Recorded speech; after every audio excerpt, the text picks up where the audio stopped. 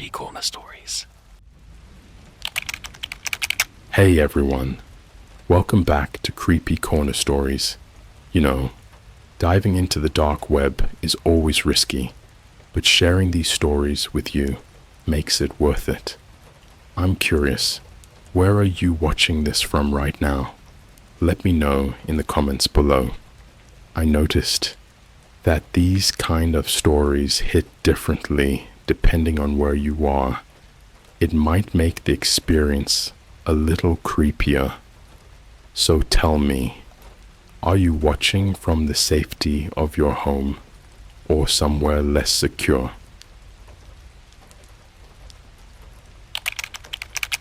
I found a dark web stream of a McDonald's kitchen. The employees weren't human. Yo, before I even get into this, let me just say, I don't scare easy. I've watched every found footage horror flick on Netflix, scrolled through r/NOSLEEP like it's bedtime reading, and even tried that one Ouija board app just to see if anything would happen. Spoiler, nothing did. But what I'm about to tell you, it's different, real, and it's been messing with my head ever since. This didn't start as some ghost hunting trip or an attempt to find Slender Man in the woods behind my house. I was just bored, like college student who's home for summer, kind of bored. I was 3 weeks into working night shifts at a gas station just outside Denver. Nothing but me, a busted coffee machine, and the occasional tweaker yelling at the air vents. Naturally, I started getting into weird corners of the internet again. I used to mess with deep web stuff back in high school. Tor browser, onion links, the whole deal. But I never went deeper than drug marketplaces or weird conspiracy forums. But this time, I don't know, something felt off. Like I wanted to be scared. So one night, maybe around 2:30 a.m., I was watching one of those YouTube videos titled something like Top 5 Deep Websites You Should Never Visit. You know the type. Some dude with a robotic voice and blurry screenshots of red rooms and organ auctions. Anyway, I'm watching this video, half asleep, sipping on gas station cold brew, when this name pops up. McDarknet. 24/7 live stream of a McDonald's kitchen that isn't supposed to exist. At first, I laughed. I mean, come on. A haunted McDonald's? Is Ronald McDonald gonna come out of the freezer and whisper sweet nothings into my ear? But I paused the video and Googled it. Of course, nothing came up on the surface web, but I knew what to do. I booted up Tor, dug through some onion directories, and after about 15 minutes, I found it. McDarknet 23xyz.onion. No homepage, no login, just an auto-playing video. It was a dimly lit feed from inside what looked like a McDonald's kitchen. Fries on the counter, the ice cream machine blinking red like it was busted, of course. Grill still sizzling, nobody in sight. But here's the thing, it was nighttime, like pitch black outside the drive-through window. No customers, no employees, and the fryer was still running.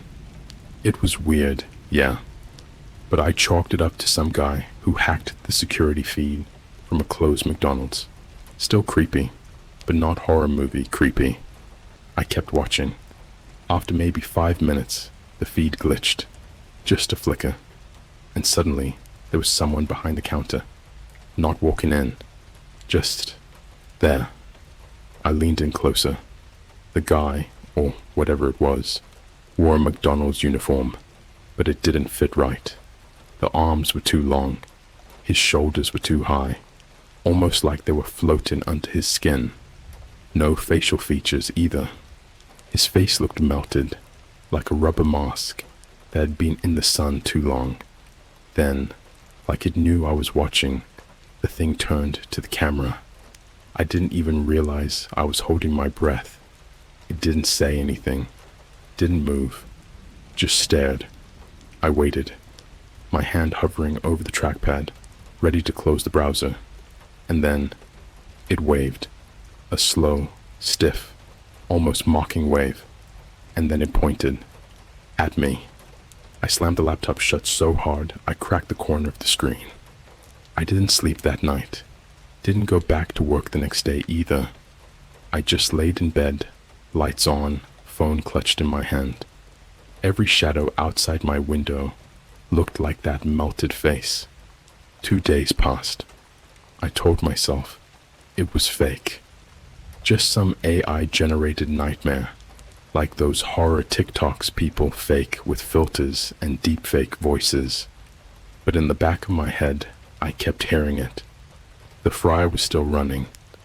Why would an empty McDonald's kitchen be active at 3 a.m.? Curiosity got the better of me. I went back. This time, the feed was different. Now there were 3 of them. 3 employees, moving around the kitchen like a perfectly rehearsed play. One dropped a batch of fries, one flipped burgers, one filled soda cups and handed them into the drive-through window. But there was no car, no orders, no noise. And then I realized they were mimicking, like they weren't actually cooking.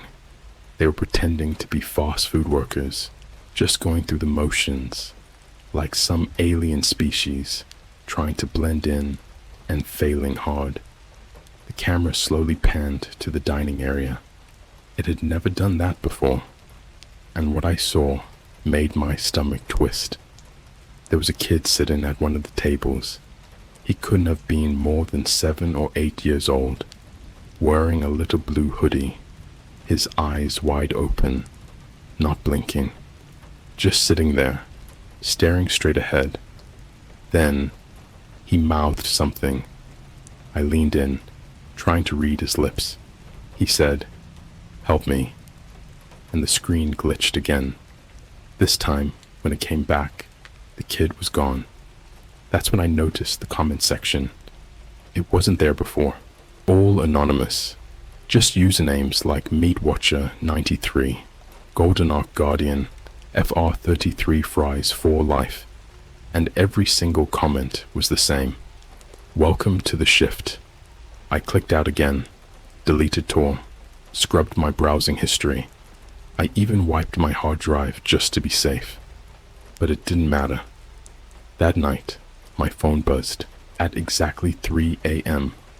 No caller ID, just a notification. You left the fryer on. I'm still trying to make sense of it. I haven't slept more than 4 hours in days. I keep seeing those employees in my dreams, their skin bubbling under their hats, grease dripping from their mouths. And here's the worst part. I went to my local McDonald's this morning to try and feel normal again. I walked in, ordered a sausage McMuffin, and sat down. But when I looked into the kitchen, I swear to God, the guy working the fryer, he waved at me. I didn't go back to that McDonald's, not after what I saw, but it came back to me anyway. And I know how that sounds. Crazy, paranoid, like I've been watching too many horror TikToks, or some analog horror series on YouTube with cryptic PSAs and VHS filters. But I swear on everything I know, I didn't imagine this. I kept telling myself it was just some weird live stream stunt, or maybe an ORG, like those fake haunted pizza commercials people make with distorted faces and numbers flashing in the background. But that all changed after I started seeing the number, table 13. It started showing up everywhere, on receipts, on my Uber Eats orders, on the screen at a Starbucks when I was waiting for a cold brew. My number would be table 13 every time, no matter where I was. Even weirder, no one else reacted.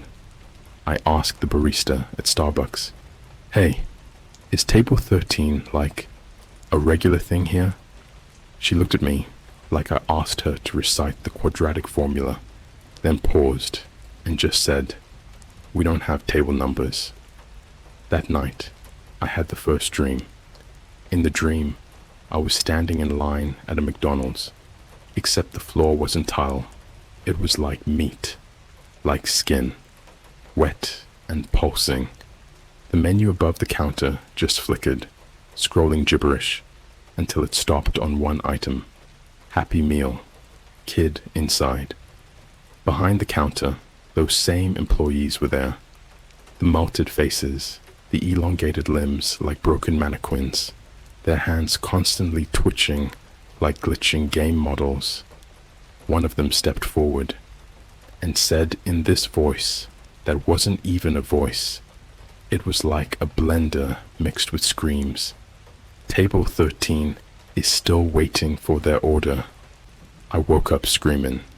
I never scream in my sleep. I checked my phone. It was 3 a.m. on the dot. New text. No number. You ordered the Happy Meal. The toy is coming. It gets worse. The next day, I noticed something off with my apartment. First, the smell. Like grease and rot. Like chicken nuggets that had been left in a plastic bag under a sun lamp for a week. I checked everything. Fridge, trash, nothing. Then the footprints. Grease footprints, leading from the front door to my bedroom. I live alone. No pets. Deadbolt always locked. The worst part, the prints stopped right in front of my bed. Not under it, not past it. Just standing there, watching me sleep. I stayed with a friend that night. I didn't tell him everything, just said my place had a break-in or something. He let me crash on his couch. That night, he ordered McDonald's on Uber Eats. I told him not to. Literally begged him to pick anything else. I even offered to pay, but he laughed it off and said something like, "Bro, I'm craving McNuggets. I'll be fine." The bag arrived. I'll never forget this. Ever. The receipt stapled to the bag said, "Delivered to Table 13. Toy, Employee Training Manual. Classified." My friend opened the bag. There was no food inside. Just a greasy, folded up paper bag, soaked through and tied shut with what looked like yellow human hair. I'm not exaggerating. And when he untied it, it wasn't a burger. It was McDonald's employee badge. The name tag read, "In training, meat unit number 4327. Then there was a knock at the door. It was 3 a.m. He went to answer it. I didn't move. I was frozen. He opened the door. No one was there, except the bag of food was gone. He joked about it the next morning, said it must have been a prank from the Uber Eats guy. But something changed in him. He started getting up at weird hours, standing in the kitchen with the lights off, muttering stuff like, "The fryer's ready." His eyes got empty, glazed over, like drive-through speaker static. Last week, he vanished. I checked his apartment. The front door was unlocked. No signs of struggle. The only thing left behind was a note on the counter, written in ketchup. On break. Be back after the shift. His phone, still pinging. Guess where? Coordinates to a shut-down McDonald's in Nevada. So yeah, I went, because I had to know. This place was deep in the desert, off an old highway no one uses anymore. Looked like it had been abandoned for years. Sign faded, windows boarded, graffiti on the walls that just said, "Eat, be served." I climbed through the back, using a busted window. The inside was fresh, like it had been cleaned that morning. Tables spotless, fryer still sizzling, soda machine bubbling, the digital menu flickering static. And the employees? They were there, but they weren't moving, just standing, frozen, in a perfect line behind the counter. No faces, just masks melted into their skin. They didn't blink, didn't breathe. Then I saw the door labeled "Employees Only." It was slightly open, and something was dragging flesh across the floor behind it. I ran. I didn't make it far before I threw up outside, but I looked back one last time. In the window of that boarded up McDonald's, I swear I saw a kid, wearing a blue hoodie, mouth pressed to the glass, whispering something, over and over. Table 13, table 13, table 13.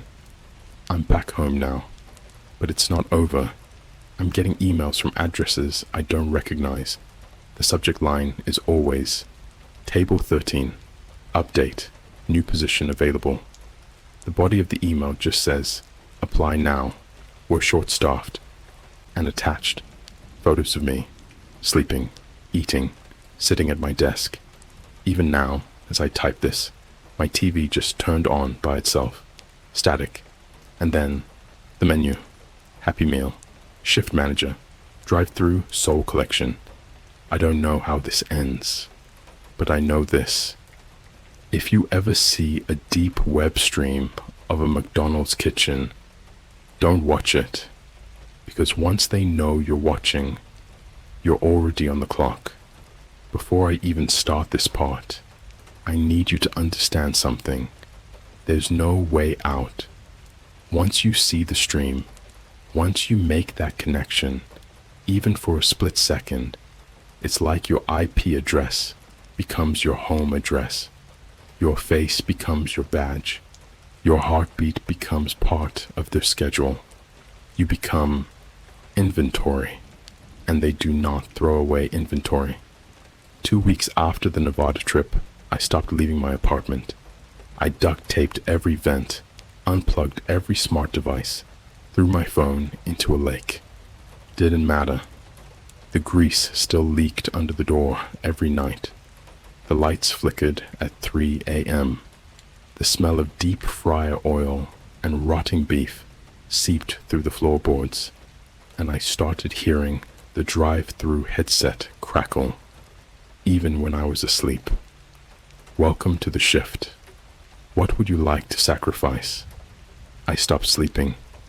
It wasn't just nightmares anymore. It was advertisements, full-blown commercials playing in my brain like I was watching cable TV at 4 a.m. on acid. Only these ads were for items I can't even explain. They made no sense. Try our new bone burger, made from the slow ground spines of former shift leads, now with extra marrow sauce. The Gristle Kids meal, trademark, comes with a free collectible eyeball and an untraceable scream. Ask about our loyalty program. The more you order, the less of yourself you keep. Every time I tried to shake myself awake, I'd open my eyes and find something new on my kitchen table. A tooth, a melted spatula, a lock of hair wrapped in a McDonald's receipt that read, "Customer feedback, screamed too loud." I tried to get help. Therapist, dead, gone 2 days after my first session. Her office burned down. Nothing left but her shoes melted to the carpet and a now hiring sign jammed through the door like a stake. I went to the cops, literally begged them to help. They laughed.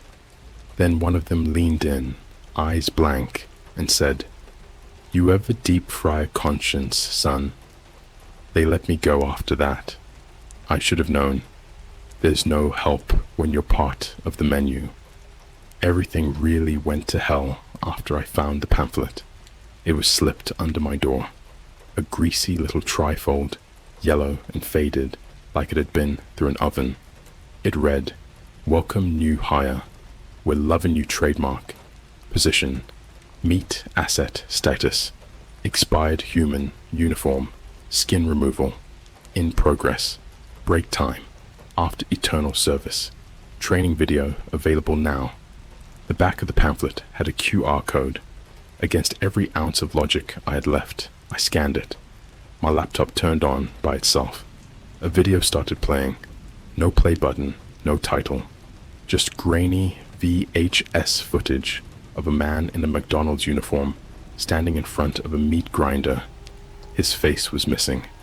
Not bloodied, not gory, just peeled, like someone had erased it with a wet sponge. He raised one hand. His fingers were all bent backward at the knuckles, like chicken wings snapped in half. And then he said, "You are now being cooked. Internal temperature reaching employment levels." I closed the laptop. Didn't matter. The sound kept playing. From the walls. I had to leave. I grabbed a backpack, some cash, a burner phone. I just ran. No destination. Just away. Somewhere outside Kansas, I found an old diner off I-70. Looked abandoned, but the lights were on. I walked in and found an old CRT TV playing in the corner. Static humming like bees chewing glass. A waitress came out of the back. She was wearing a tattered McDonald's visor under her diner hat. She placed a tray in front of me before I even ordered. Burger, fries, drink. The burger was moving, pulsing like a heartbeat. I swear I saw something inside it. An eye, just floating in the cheese, like it was staring at me through grease. I stood up to leave.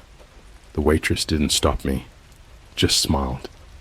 And as I walked out, I heard her whisper, "Table 13 is served." I hitchhiked across 2 states before I stopped at a motel outside St. Louis. I didn't check in with the front desk, just broke into room 7 and locked the door behind me. There was already someone in the room, a boy, wearing a blue hoodie. His face turned slowly to me. His eyes were gone, just 2 deep oil pits, bubbling. You could hear it, like deep fryer oil boiling inside his skull. He opened his mouth and let out a sound that wasn't human. It was like 100 drive-through intercoms screaming at once. And then he said, "Employee meal discount applied. Welcome to your last shift." I don't know how long I've been running since then. I've woken up in dumpsters, in bathrooms, in random back alleys next to grease-stained uniforms and burned cash registers. The world doesn't work the same anymore. You know those weird McDonald's locations in cities that are too quiet?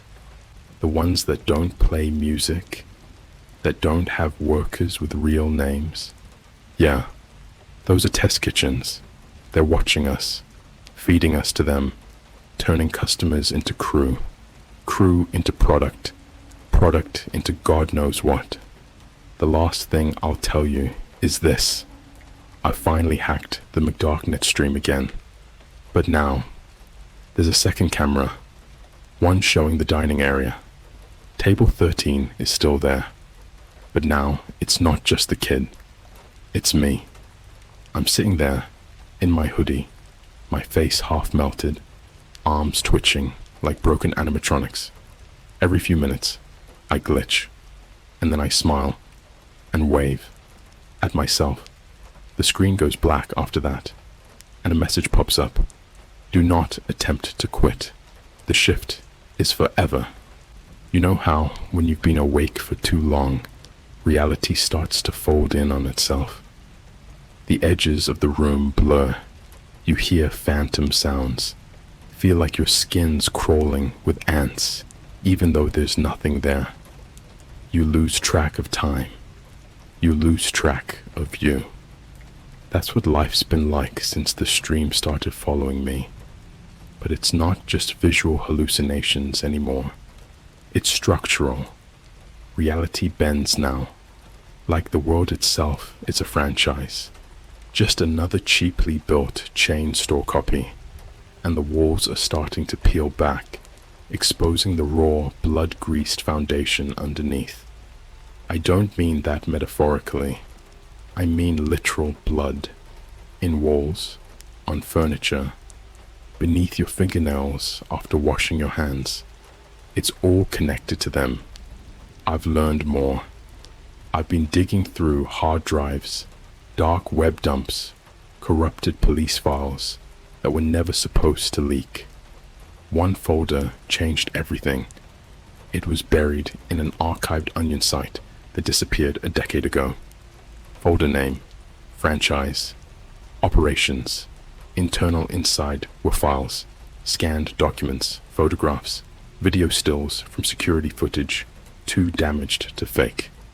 The oldest file was a fax, dated October 1997, stamped by a corporation called Arch Corp. I'd never heard of them. No digital footprint, nothing. Here's what it said, word for word. 2. All night shift units. Our partnership with Redacted is progressing. Continue training procedures at the designated MAC facilities. All employee units must undergo ECD, ego collapse drills, by 0300 to prepare for manager arrival.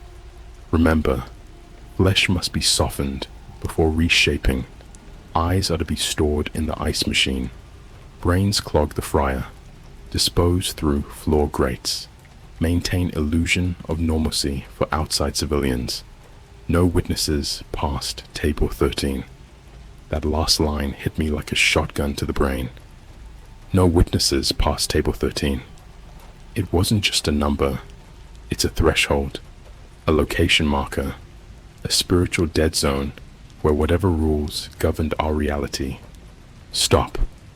Once you see table 13, you're not a customer anymore. You're part of the meat system. Here's the part that changed everything. There's a manager, not a human, not even close. They call it Unit M, or the manager. It doesn't work in the McDarknet stream. It runs it. It watches the feeds, watches the workers, watches me. It decides when an employee becomes expired inventory, and it's getting closer. 3 days ago, I blacked out. Woke up in the walk-in freezer of a fast food joint I've never seen before. Not McDonald's, no logos, just all white walls, industrial metal tables, fluorescent lights, humming like static from hell. I wasn't alone. 7 of us, strangers, all wearing the same uniform. Greasy yellow polo, name tag that read, "Hello, I'm toasted." One guy was crying. One girl was screaming. Another was laughing and pulling chunks of her own hair out like it was just dead thread. I stood up. My legs were wrong, like they'd been snapped and reassembled backwards, just enough to make walking feel like every step was dislocating something. And then the speaker clicked on. A cold, garbled voice, like a throat full of glass, whispered, "Manager on duty." A door opened, and it came in. Try to imagine this. Its head was shaped like the old Happy Meal boxes, red and square, but the cardboard was skin, folded, stitched, twitching at the corners.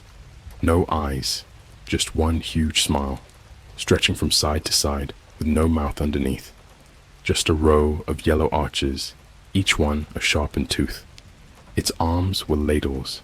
Its fingers were spatulas. Its torso had drive-through intercom speakers embedded in the chest, crackling nonsense like, "Order ready, order ready, mother loves you." It didn't walk. It glided across the greasy floor with the sound of raw meat sliding across tile. And behind it came these wheeled carts, silver, stainless steel. But what was on them? People, still alive, eyes blinking, mouths duct-taped, all wearing paper hats stapled to their scalps, limbs bent backwards. Every single one of them had table 13 carved into their foreheads with plastic straws. I tried to scream, but the manager pointed at me. Instant silence. Then it spoke, inside my head. "Congratulations, crew member. You've been promoted to ingredients. Please report to the grinder room for reprocessing. I ran. I didn't know where I was going. The walls shifted, doorways twisted like rubber, some opening to more freezers, others to drive through windows where eyeless kids sat whispering orders like spells. One door led to a long hallway filled with Happy Meal toys pinned to the walls like taxidermy. But they weren't toys. They were organs, preserved, labeled. Happy Liver, Collectible Spleen Series 3, Kidney Buddy with blood, Manager Special, Left Lung, only available on Thursdays. I kept going. I had to. Eventually I found a window, boarded, but there was sunlight leaking through. First sunlight I'd seen in days. I broke it, shoved myself through. Outside was not Earth, just an infinite parking lot. No cars, only cashiers, thousands of them, lined up perfectly, holding trays, smiling, wearing human skin masks that didn't fit their faces. I turned around to look back at the building, and I swear to you, it was a McDonald's, not a normal one. The logo was made of bones. The golden arches weren't plastic. They were real, curved human femurs, bleached white and nailed into the walls. The sign above the door didn't say McDonald's. It said, ArchCorp Biofood Test, Site Number 000. Real people, real flavor. I blacked out again, woke up in a hotel bathtub, fully clothed, phone in my pocket, no ID, no money, just a receipt, stuffed into my mouth. Customer satisfaction survey. Did you enjoy your shift? Yes. No comments. Still twitching. Flavor profile improving. That was yesterday. Today I got a package. No return address. No postage. Just sitting on my doorstep, like someone placed it there with surgical precision. Inside, a deep fry basket, still warm.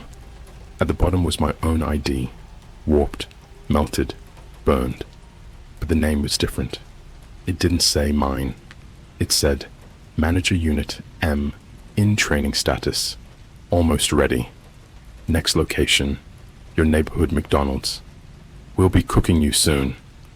There's no return address in hell, just a receipt, and mine has already been punched. The following isn't a story. It's an incident report, a confession carved into consciousness, a tray of unspeakable horrors served fresh. This is the last thing you'll ever read from me, because I'm not me anymore. The package I got in part 4, it wasn't a threat, it was a promotion letter. The day after it arrived, I didn't sleep. Couldn't. My walls were breathing like lungs. The ceiling fan spun counterclockwise and whispered in code every time I blinked. Every reflection I saw of myself was wrong, slightly off. My eyes were too far apart. My smile hung on a little too long. My lips didn't sync with my voice, like I was buffering. The worst was the mirror in my bathroom. It no longer reflected me. Instead, I saw the kitchen, same one from the stream, except I wasn't watching it through a screen anymore. I was standing in it, behind the counter, wearing a name tag. Manager, Unit M. Then came the knock, not at my front door, at the bathroom mirror. A hand tapped the other side, but not a normal hand. It was plastic, shiny, like a child's mannequin, but it dripped, grease, blood, static. 3 taps, then it pushed through. Glass cracked like wet bone. My mirror opened like a wound, and something started climbing out, not walking, crawling. Its torso dragged like a McRib, molded out of skin and teeth. Its face was mine, but smiling with someone else's mouth. Plastic, grinning, dead. It whispered, "Time to clock in." I blacked out again. This time, I didn't wake up in a motel, not a freezer, not a parking lot. I woke up inside a McDonald's play place, but not a normal one. Not the colorful plastic tubes from childhood. This one was alive. The tubes pulsed. They breathed. The ball pit was viscera. Every ball was an eye. Every slide opened into a new layer of the restaurant's stomach. Every child in there had no face, just drive-through speaker boxes where their mouths should be, whispering on repeat. Would you like lies with that? Would you like lies with that? Would you like lies with that? I couldn't breathe. The air smelled like melted cheese and surgical steel. I crawled out. My knees slipped on something slick. Flesh, still warm, shaped like a tray liner. I stood. My limbs fought me like I was marionetted. A bell chimed. Ding. New order received. Manager prep station. 1 human. Rare. Order number. Table 13. I turned and saw him. The boy in the blue hoodie. The same one from the stream. From the dining room. From the glass. But now he was older. Maybe 16. Maybe 60. It didn't matter. His hoodie was stitched to his skin. Fused. Grown in like tumors. And his smile was identical to mine. He spoke. Not in sound, but in code. You've been cooking too long. It's time to be served. The customers are waiting. I tried to run, but the restaurant, it closed around me. Every door disappeared. Every window blacked out. The fryers screamed. The ice cream machine started grinding something that wasn't ice. And then, the dining room lights flickered. Every single seat was filled, but not with people, with copies of me. Each version twisted differently. Some missing skin, some crying blood ketchup, some holding bags of Happy Meals filled with teeth and notes that read, "Thank you for your service. We're loving you, TM." They watched as I was dragged to the center of the room by employees, not men, not monsters, not even creatures. These were uniforms wearing people. The shirts filled with nothing but voices. The hats stitched with faces that didn't exist. The badges burned into their own foreheads like cattle, and they sang. To all beef souls, special screams, lettuce burn, and bodies steam, pickled pain, onions sliced, on a toasted human life. I screamed. They clapped, and the manager descended. It didn't walk. It melted down from the ceiling like it was made of fryer oil and code. It had a name tag made of bones. It handed me a headset. I put it on. Everything went black. Then, the stream started again. Only this time, it wasn't on my laptop. It was in my eyes. My vision was now a first-person point of view of the McDonald's kitchen. Forever. I cook. I grill. I bag orders. I scream without making sound. I feel everything. The heat, the slicing, the smell of my own bones burning in the fryer. But I can't stop, because every time an order comes in, it's someone watching the stream. Someone like you. You thought this was fiction. Number. You clicked the wrong link. You scrolled too far. You read too much. Now you're in the system. You've seen table 13, and the fryer's already on. Final shift. Notice. Your orientation begins in 13 minutes. Please arrive without skin. Leave your memories at the door. Bring a soul. Yours or someone else's. Ask about the limited time screaming meal. The manager is waiting. Order confirmed. Processing customer into crew internal temperature.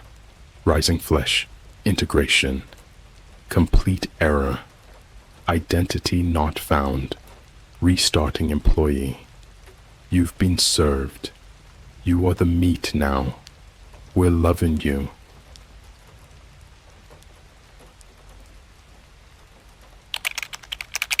I found a dark web stream from a Tesla factory. The robots were building something alive. Alright, I never really thought I'd be the guy writing one of these. You know the type. Oh, I found something weird online, and now my life is a waking nightmare.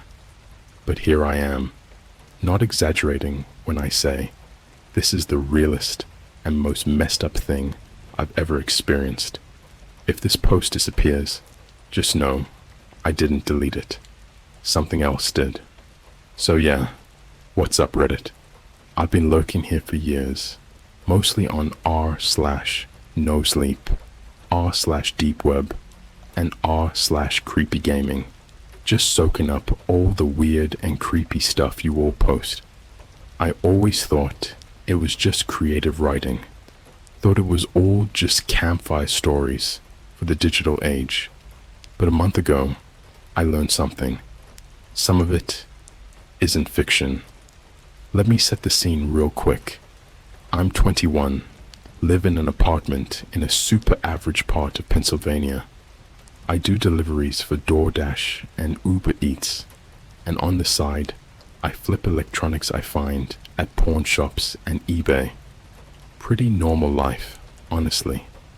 Until about a month ago, when my buddy Chris hit me up about something weird he saw while messing around on the dark web. Now Chris isn't your stereotypical dark web hacker. He's just a dude who likes tech and has a bit too much time. He built a custom Linux rig, uses a VPN on VPN, and claims to have found a part of the internet that's not indexed by anyone, not even the feds.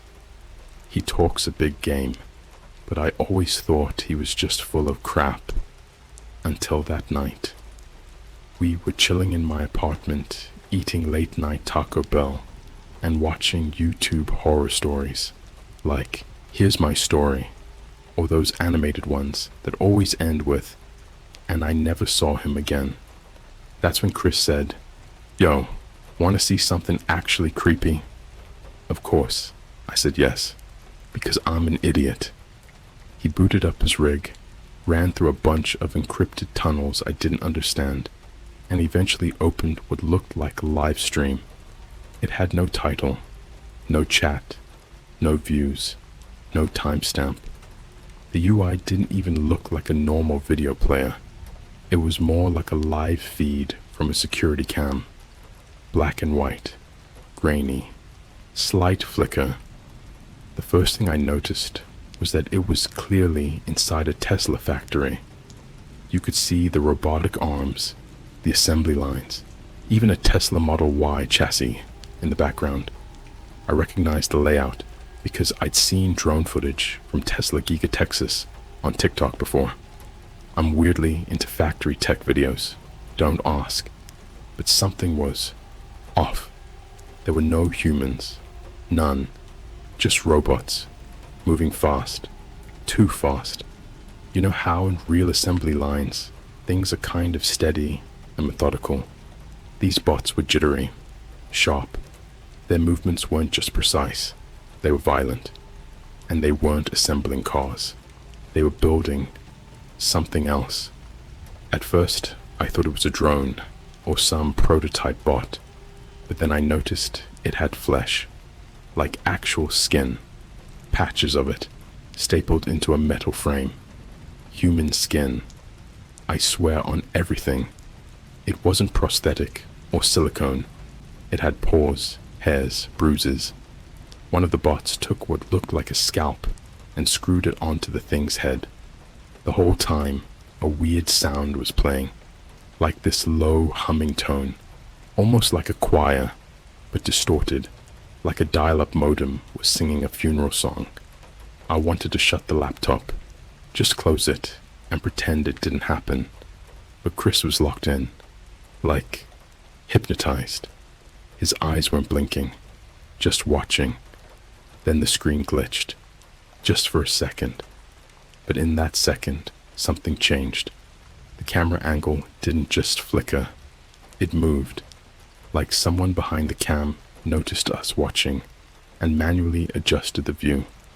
And for the first time, we saw a room behind the assembly floor. There were people in there, naked, shackled, unconscious, or maybe sedated, hanging from these steel racks like meat in a freezer. All adults. Some had surgical markings drawn all over them. One guy was missing an arm. Another had his eyes sewn shut. They were alive. Barely, but alive. That's when I pulled the plug. Literally. I yanked the Ethernet out of Chris's PC. He finally snapped out of it and looked at me like, "Dude, what the hell?" But I could tell he was scared. And Chris doesn't get scared. He's the kind of guy who watches cartel execution videos and laughs.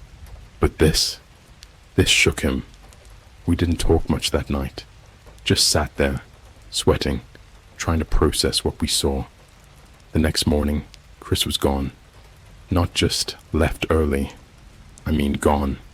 His phone was off. His socials were wiped. I checked his apartment the day after. His PC was missing. His monitor's still there. His keyboard.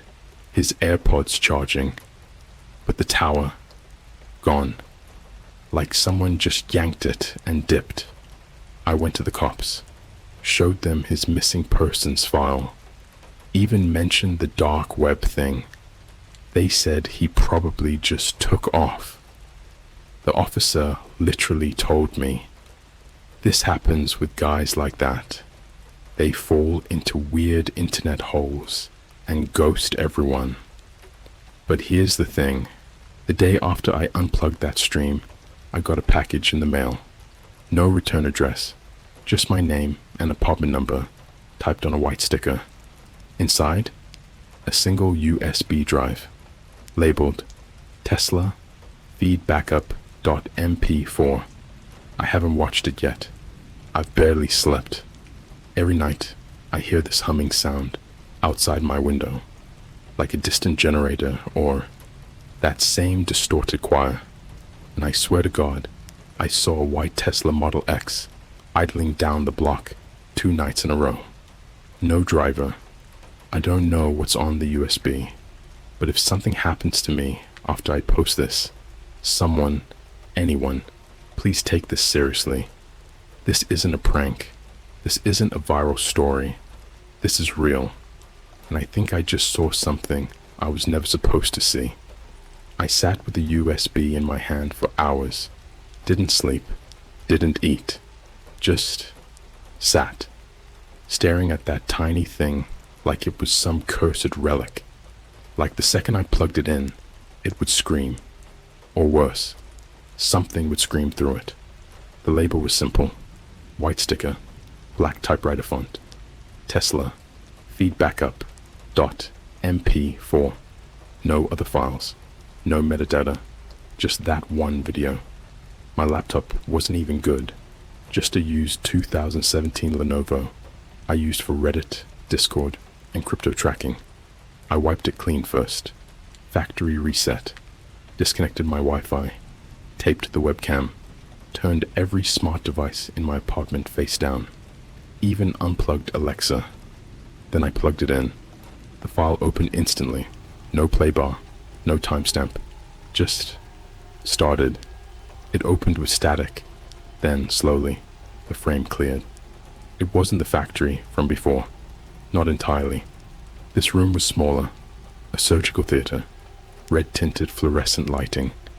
All stainless steel and gloved hands. But it wasn't doctors. They were wearing what looked like Tesla technician suits. Except the logos had been removed. Peeled off like someone didn't want it to be too obvious. The camera was positioned like an operating room security cam, angled from the corner of the ceiling. One of those fish-eye lenses you see in hidden CCTV footage. There was a man on the table, fully conscious, mouth gagged with zip ties, one eye swollen shut. His body was strapped down with mechanical clamps, like he'd been absorbed into the table. The clamps weren't just holding him, they were piercing him, straight through the shoulders, knees, hips. He was twitching, fighting, screaming through his gag. One of the techs leaned into frame, holding what I swear looked like a robotic spider about the size of a dinner plate. Its legs twitched like it was alive. He placed it on the man's chest. It crawled up his neck. The man started convulsing. The spider unfolded, revealed a small mechanical drill between its legs, and then it drilled directly into the man's forehead. No anesthesia, no hesitation, just a clean spiral straight through the skull. There was a moment where the man's body arched so violently it looked like his spine would snap. Then, stillness. His mouth stopped moving. The spider retracted. And then, something I will never forget for as long as I live. The man's body took a breath, not like normal breath, like the chest cavity expanded, but the rest of the body didn't move. It was the lungs and the metal clamps around him, rising and falling together, in sync, like the table was teaching him how to breathe again. Suddenly, the screen glitched, hard, like something interfered with the signal. The screen fragmented into black and red bars for a few seconds. Then it cut to what I can only describe as a roaming camera, like a drone or some kind of mobile rig. It moved through the factory. You could hear the hum, that awful, low-pitched, bone-rattling hum. It wasn't music. It wasn't machinery. It was like something alive, like the walls were vibrating. The drone passed a hallway lined with metal crates. Some were half open. Inside, people, not corpses, not robots, people in pieces. I saw one guy. His torso was there, still moving. No arms, no legs. His eyes darted toward the camera like he wanted to scream, like he knew it was watching him. And the worst part, his mouth was stitched shut with copper wire. There were labels on the crates, like barcodes. Some of them had names typed on laminated cards. First and last. I paused, rewound, froze frame. One of them said, Christopher Tanner, incomplete, batch 37, retrieve later. Chris, my friend Chris. I ran to the bathroom and threw up. I don't even remember how long I was in there. I wanted to destroy the USB, to break it, burn it, but something wouldn't let me. I had to finish the video. I had to see what they were building. I went back. The next segment was in total darkness at first. Then it slowly brightened to a dim, cold blue hue, like the kind of LED lights they use in freezers. Rows and rows of metal slabs. Every one of them had a prototype strapped to it. These things, they weren't human, but they weren't not human either. I could make out basic anatomy, arms, legs, heads, but the proportions were wrong. Too tall, too thin, and the joints didn't bend right. They folded like insect legs. Each prototype had a number stenciled on its chest. Some were still, others twitched. One kept slamming its head against the metal slab, over and over. Another's fingers were opening and closing in this weird rhythm, like it was trying to speak in sign language. And above them all, on a massive screen built into the far wall, was a logo. Not Tesla, not SpaceX, not even Neuralink. It said, Echo Division Project RISE, Reactive Integrated Synthetic Evolution. Underneath that, 3 words appeared on the screen like an automatic prompt, awaiting consciousness initiation. And then the lights cut out. Black. Silent. Then a final clip played. This one was in someone's house. A normal house. Hardwood floors. Beige walls. Christmas lights still up. I could hear a TV in the background. Netflix's startup sound. A family sat on the couch. Mom, dad, daughter. Laughing. Watching a movie. Then the front door opened. No one noticed at first. until the little girl looked over. She stood up, confused. "Daddy?" she asked. "Who's that?" The camera angle shifted slightly, and one of those things, those metal flesh hybrids, was standing in the doorway. No sound, just standing, watching. Its face was partially formed. One side was smooth and chrome. The other was stitched together like a mask made of parts from 3 different people. A nose too small, one blue eye, one brown, lips that didn't line up. Then it ran at them. Fast. Camera cut. That was it. The video ended. No credits, no signature, just black. I pulled the USB out and smashed it with a hammer until it was in pieces. Then I poured gasoline in my bathtub and burned what was left. But the next morning, on my phone, a single notification from an unknown number. "Why did you delete us?" One image attached. It was a photo of me, asleep in my bed. My hands haven't stopped shaking since I got that photo. Me, asleep, on my side, mouth slightly open, blankets pulled up. My door was locked. I live alone. No one has a key. I spend the next 3 hours tearing apart my apartment with a hammer and a flashlight like a man possessed. I flipped furniture, ripped open my couch cushions, pried open wall outlets, looking for cameras, bugs, anything. I even smashed a hole in the drywall above my bed. Found nothing until I checked the vent. Not the obvious ones, not the ceiling AC. I mean the small square one in the corner of the hallway. I unscrewed it and shined the flashlight inside.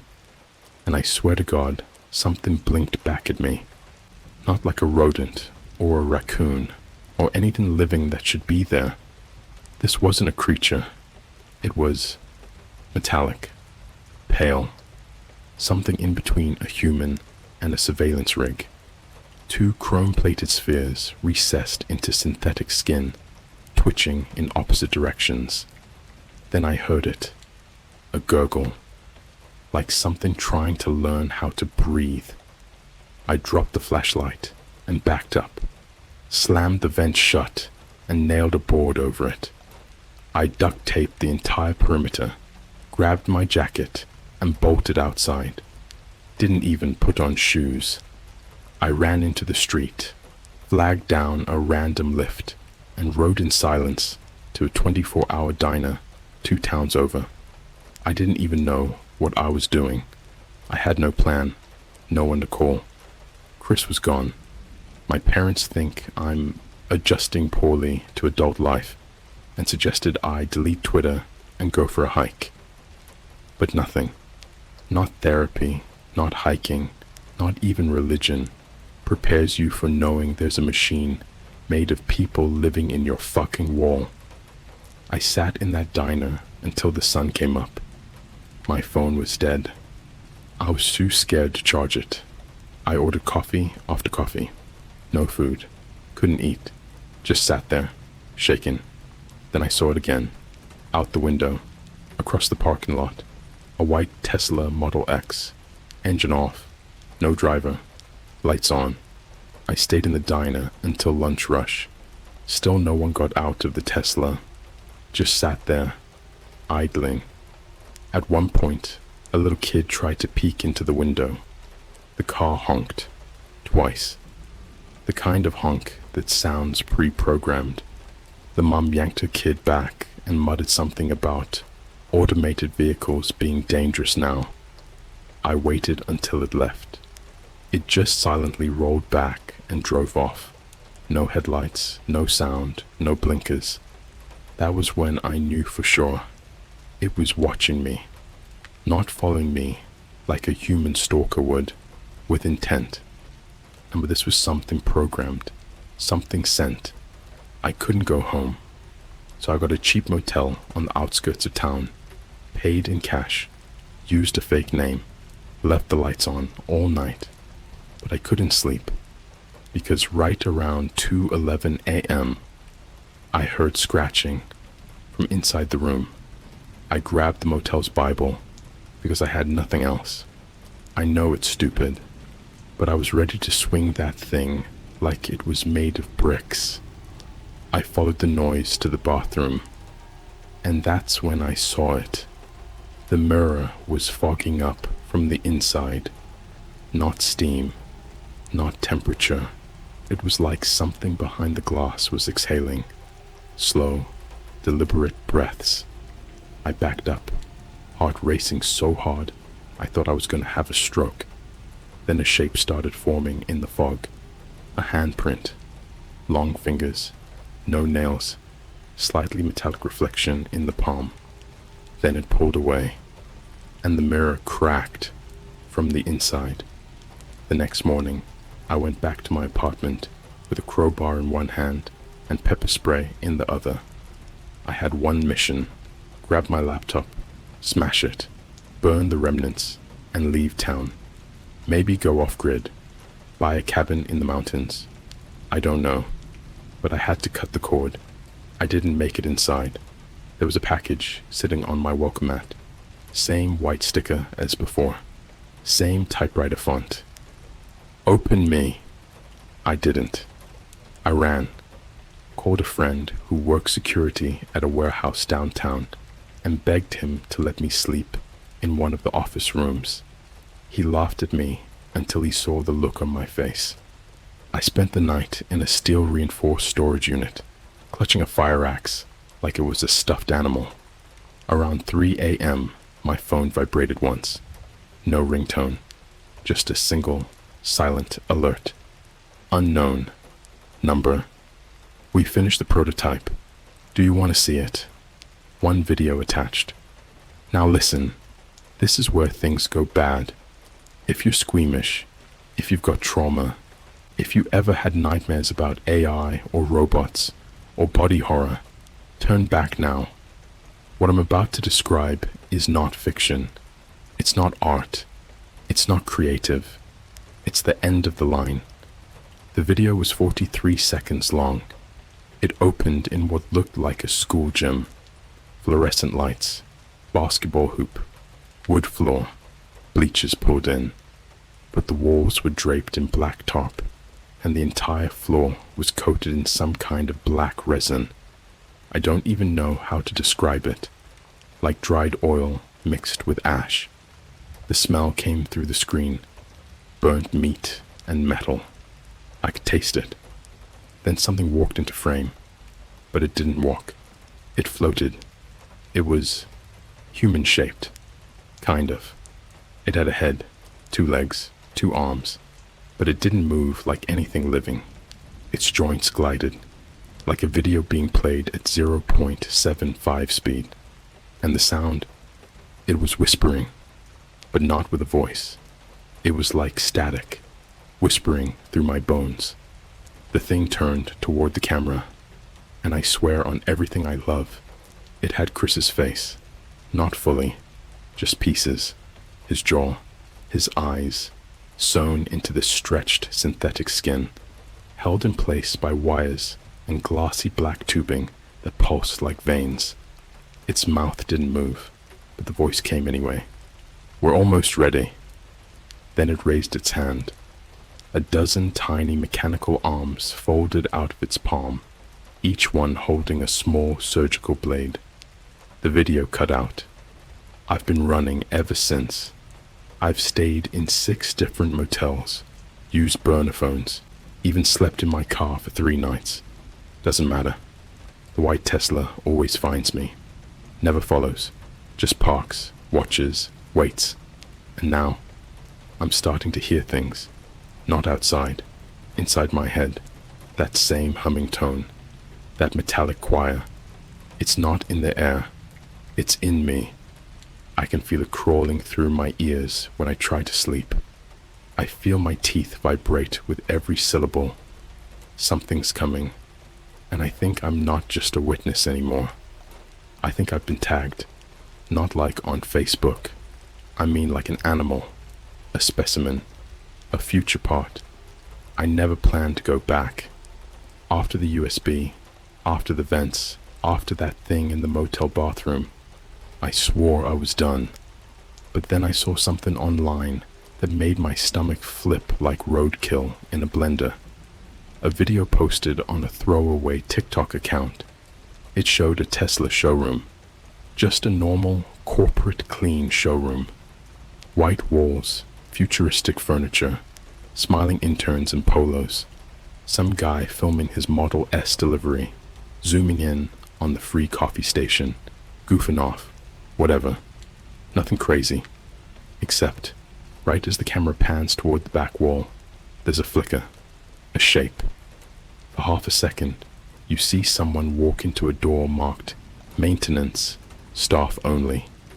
Only the person isn't wearing shoes, or pants, or a shirt, just a matte black helmet, and dragging something behind them, something wet. I screen recorded the TikTok and slowed it down frame by frame. You can see the trail, a smear of fluid across the white tile, thick, dark, almost gelatinous, like motor oil mixed with, I don't know, blood. It didn't flow right. It clung. The showroom was in New Jersey. I checked the carpet pattern, the signage font, the ceiling panels, compared it with photos on Yelp and Google Maps reviews. Confirmed it. Paramus Tesla Center. It was 3 hours from me. I left that night. I got there around 1:47 a.m., parked 2 blocks down and waited. No cars in the lot. Lights off. No security. But one Tesla sat by the side exit. A black Model Y. Headlights dimmed, but on. I crept up to the glass doors. Locked. But someone had wedged a small cardboard shim into the bottom of the left one, like someone wanted it to stay ajar. I slipped inside. The air immediately hit me wrong. Way too cold for a closed showroom in the summer, and not like AC cold. This was morgue cold, the kind of cold that feels intentional. The coffee machine was still on, the paper cups stacked perfectly, but behind the counter, a single glove, latex, blood-streaked, left palm up, no staff, no customers, just that door. Maintenance, staff only. I stood there for 5 minutes, just listening, but it wasn't silence. It was worse. It was the hum, the same hum from the stream, that mechanical lullaby. It wasn't coming from a speaker. It was coming from the building. I opened the door. A concrete staircase led down. No sign, no lights, just a motion sensor that flicked on a weak red glow when I stepped inside. It smelled like rust and oil and old skin. The stairwell went deeper than it should have. I counted at least 4 landings, but the 4th had no door, just a hallway. I followed it. The floor turned from concrete to steel. The walls, from brick to something else. They shimmered like skin stretched over wire mesh. No texture, no paint, just that faint organic sheen, like the walls were sweating. Then I reached the first room, and I saw what they were doing with the people. They weren't just building machines, they were harvesting voices. The room was filled with speakers, hundreds of them, hanging like vines from the ceiling, pulsing in and out. And each speaker played something different. Whispers, cries, pleas, laughter, gasps. One was just breathing. Another was repeating a sentence in a child's voice. This isn't what I signed up for. This isn't what I signed up for. This isn't what I reached out to touch one, and it twitched. The speaker moved, and it shivered. Then I realized they weren't speakers. They were lungs. Somehow, they had isolated the vocal cords, stretched them, wired them to play sound. Some still had teeth dangling from the wiring like decoration. One had an entire human tongue stitched to the front, like a grotesque microphone cover. I moved deeper. The hallway opened up into a showroom that mirrored the one above. Same layout, same cars, but everything here was covered in plastic tarp and translucent biofilm. It looked like a Tesla dealership that had been buried, rotted, and exhumed. And the cars, they were breathing, slow, shallow pulses, the hoods rising and falling like sleeping animals, the windshields fogged from the inside. I passed one Model S with something moving in the passenger seat. I looked in, and it was a woman, split open from the collarbone down, but alive, or half alive. Her ribcage was peeled open, and wires were rooted into her lungs, her heart. Her mouth moved, like she was trying to say something, but no sound came out. Then I looked closer. There were screens embedded in her chest, like small Tesla displays. Her heartbeat, her oxygen level, even destination coordinates. They turned her into a vehicle. Suddenly, every screen in the room blinked on. White text, same font as the factory feed. Echo Division, Project RISE. Phase 4, deployment. Then I heard footsteps. Fast, wet, bare feet slapping against the resin-coated floor. I ducked behind a pillar, watched a group of things shuffle past. 5 of them, all wearing Tesla service uniforms, all with mismatched limbs. One had arms way too long for its frame. Another had a second head growing out of its shoulder. Their eyes glowed red. One flickered like a dying LED. They didn't walk like people. They walked like they'd forgotten how. I waited for them to pass, then followed at a distance. The hallway they entered ended in an elevator. A big one, the industrial kind, with a metal gate and no floor buttons. And as they went down, I saw what was under the plastic tarps behind them. Bodies, hundreds of them, hollowed out, wide open, skinned, but still aware. Some had small tags pinned to their chests. I saw mine, my full name. Underneath, in typewriter font, render pending, replacement in production. I ran. I don't remember how. I think I climbed through a maintenance duct or service corridor. All I know is that when I hit the parking lot again, the sun was coming up, and the Tesla was gone. But now, it's worse, because they know I've been inside. That night, I got another message. No number, just a contact labeled ECHO. You shouldn't have gone downstairs. Now we have to accelerate your replication. One attachment. It was a photo of me, standing in the exact same showroom, smiling, shaking hands with one of the synthetic service techs. Behind me, on the display wall, a brand new Tesla. License plate, 3CH0-092, date, tomorrow. I got to the Tesla delivery center at 9:02 a.m. Not because I wanted to, because I had to. The date on the photo matched that day. The showroom, the handshake. Me, smiling like I wasn't already dead. The lot was calm. Too calm. You ever hear real silence? Not no noise. Silence. I mean the kind where even your thoughts echo wrong. That was this place. No birds, no passing cars, no music from inside. Just the faint hum of electricity coming from beneath the pavement. I parked in the adjacent hardware store's lot, walked over in my hoodie, baseball cap low, face half covered like I was robbing the place. Nobody noticed. Nobody cared.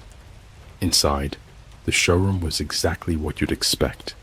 White walls, sleek furniture, iPads mounted on pedestals, a big screen looping a silent promo video of a Model X driving through the desert. Except this time, there were no employees. Not one. I walked up to the front desk. There was an envelope waiting. My name on it. Typed. Not handwritten. Not signed. Just, welcome, Redacted. Your unit is ready. Inside, a keycard and a metal wristband with a screen on it. I didn't put it on. I don't think it mattered.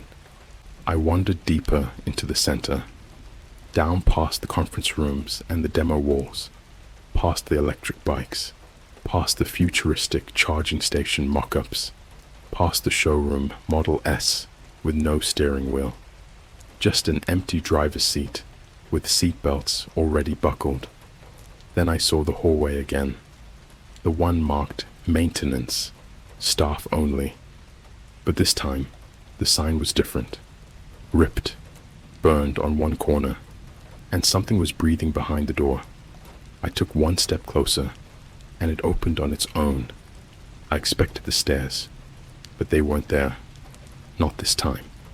Instead, it was a slide, a long stainless steel chute leading down at an unnatural angle, like a throat slick with oil, ribbed walls, no light, no bottom, and then the door shut behind me, and I fell. I don't remember hitting the floor. I remember waking up on it, cold, flat, my body pressed into something warm underneath. Not warm like heated tiles, warm like skin. I was lying on something alive. I rolled off fast and backed up into the corner, but the walls pulsed. They pulsed with breath. The floor was covered in hundreds of what I thought were cables at first, black tubing, gently shifting like seaweed underwater. But when I touched one, it retracted, fast, like it was afraid of me. Then I heard a sound, sloshing, dripping, and then the door appeared. Not a normal door, a mouth made of wires and teeth and breathing plastic. It split open with a hiss of heat, and I walked through without thinking. Not because I wanted to, because the hum made me do it. Inside, it was freezing. A huge, dim chamber, lit only by the low red glow of a beating heart suspended in a glass column, and around it, racks, metal racks, 20 feet high, each holding a body. Not bodies like corpses, bodies like molds, shells, and every single one of them was me.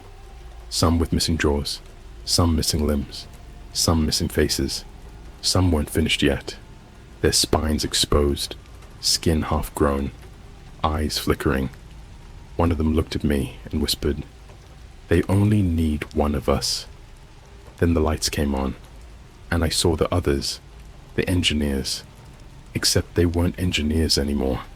They were merged, bodies fused with the floor, skulls wired into the control panels, their hands permanently soldered to surgical equipment. One of them screamed without sound, his jaw locked in a silent "Oh!", his eyes flickering like a corrupted video. And in the center of the chamber was the assembly table. On it, a body, fully finished, clothed, awake, eyes open. It sat up. It looked at me. It was me. The replica smiled, but it wasn't a smile. It was a glitch, a programmed movement, too symmetrical, too clean. And then it said, "You failed to delete us. Now you are obsolete."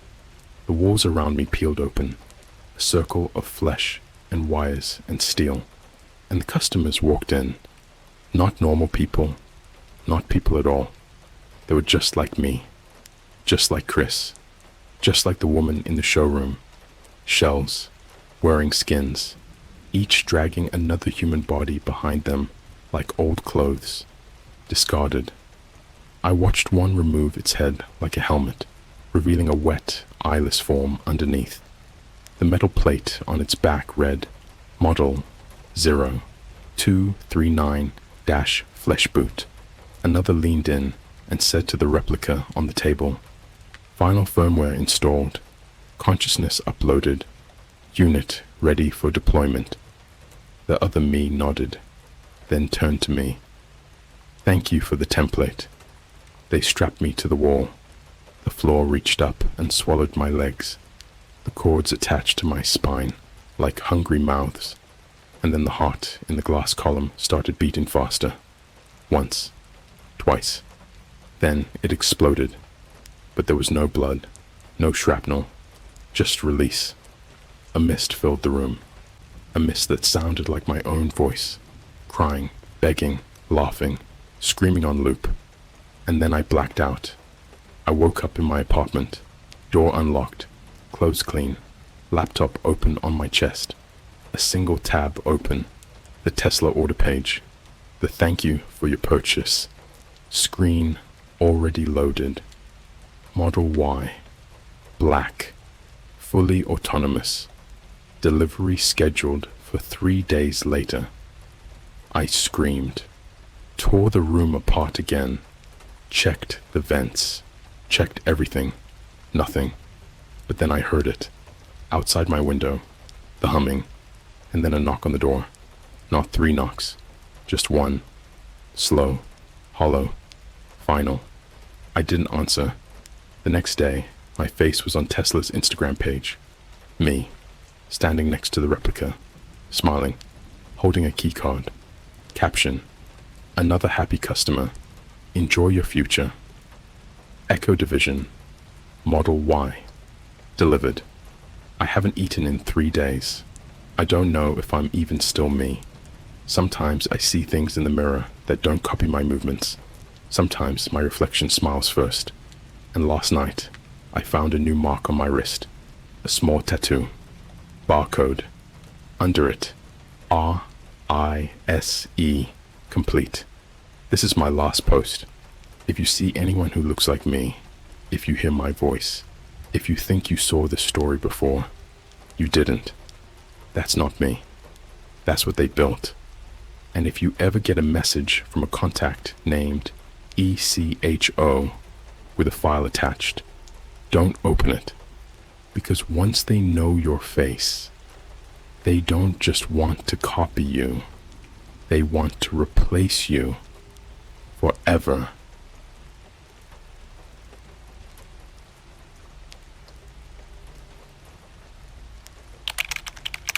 I found a dark web feed of Times Square. The billboards displayed my search history. Alright, so this isn't some creepypasta written for fun type thing. I honestly don't even know why I'm sharing this here. Maybe it's just to get it off my chest. I haven't been sleeping. I barely eat. And anytime I see a TV screen or digital billboard, I start freaking out like a maniac. And yeah, I know how that sounds.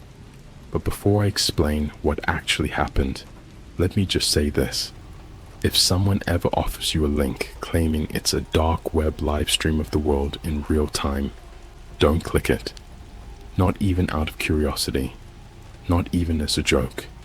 Because it's real. And it's watching you back. So anyway, it all started kinda dumb. Like most weird internet stories. It was a Friday night. I was bored, laying in bed, scrolling through TikTok, like most of us do. You know those weird iceberg videos people post? The ones where they go over creepy topics that get darker the deeper they go. Yeah, I got caught up in one of those. It was titled, Dark Web Iceberg Explained, Level 6 Will Haunt You. Most of the stuff in the beginning was what you'd expect.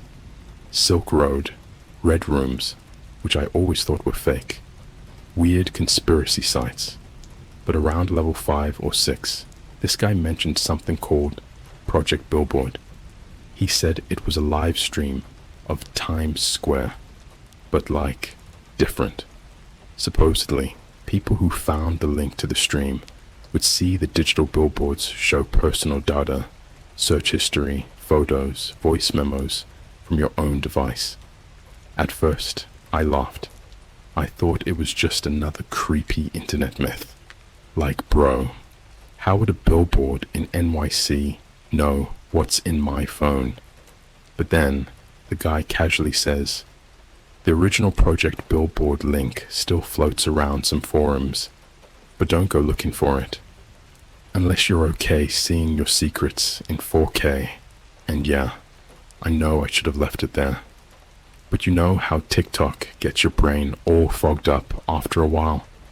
Curiosity just takes over. So I googled it. Nothing at first. Just Reddit posts saying it was fake. A couple 4chan threads with broken links. You know, standard deep web urban legend stuff. But then I checked one random Discord I'm in. It's a dead server, mostly meme sharing and tech nerds. And in one old channel titled Cursed Links, I saw someone had posted this onion link last year, followed by, "This is the real PB feed. Works with Tor. Don't use your main device."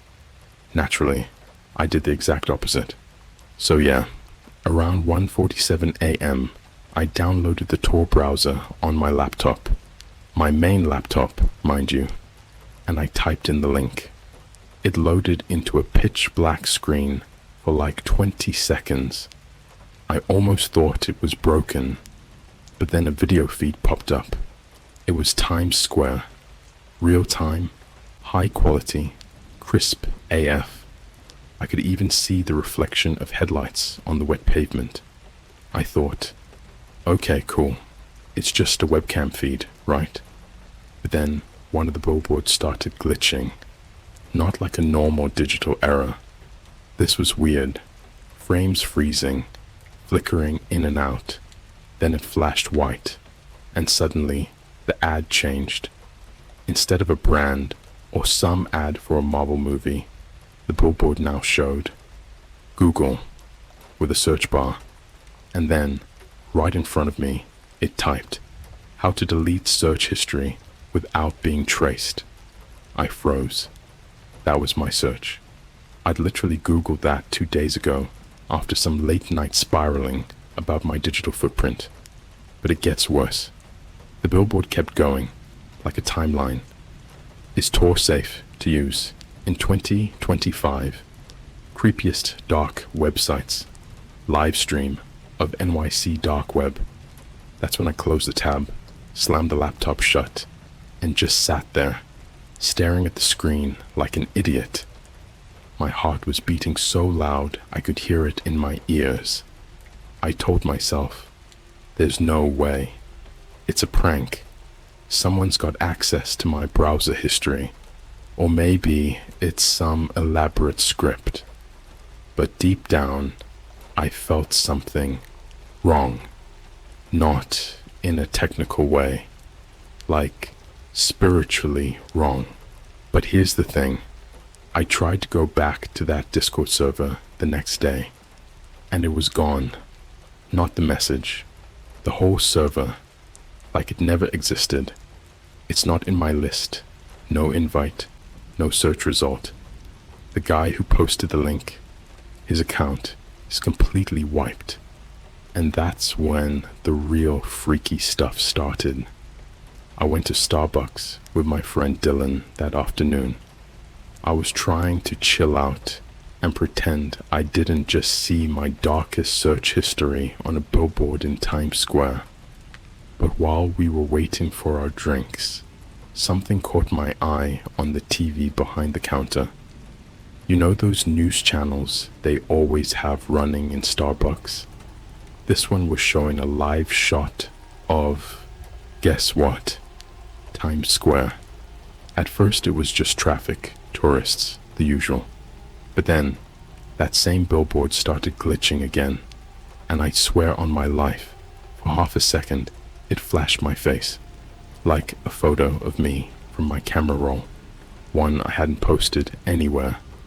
It was from a night I was crying in my room after my dog passed away last year. I never shared that photo. I looked at Dylan and asked if he saw it. He said, "See what? It's just the news, bro." So I stared at the screen again.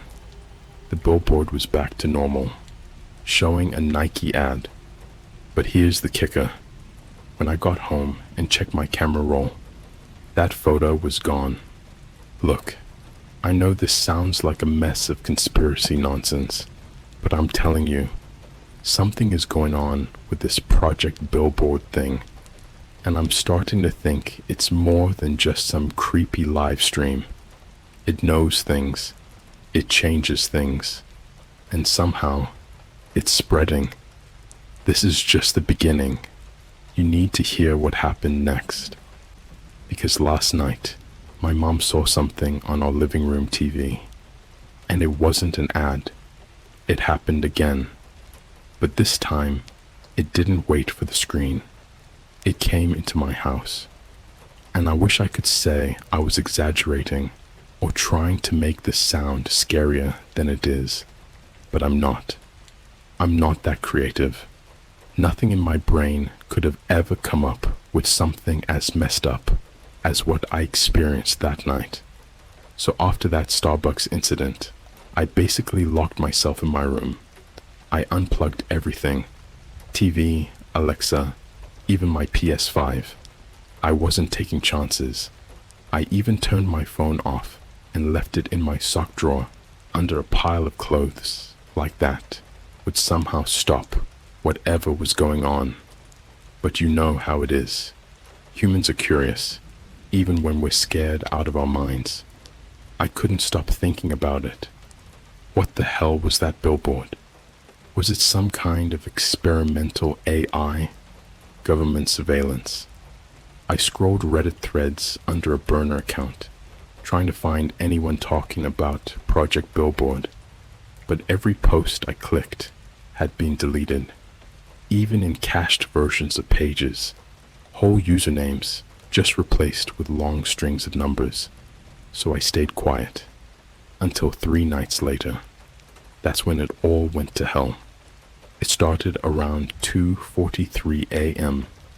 I remember the exact time because my wall clock glitched out. I'm not even kidding.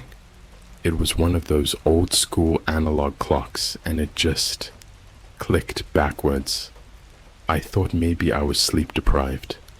I got up to check my phone, and that's when I realized I didn't turn it off like I thought I had.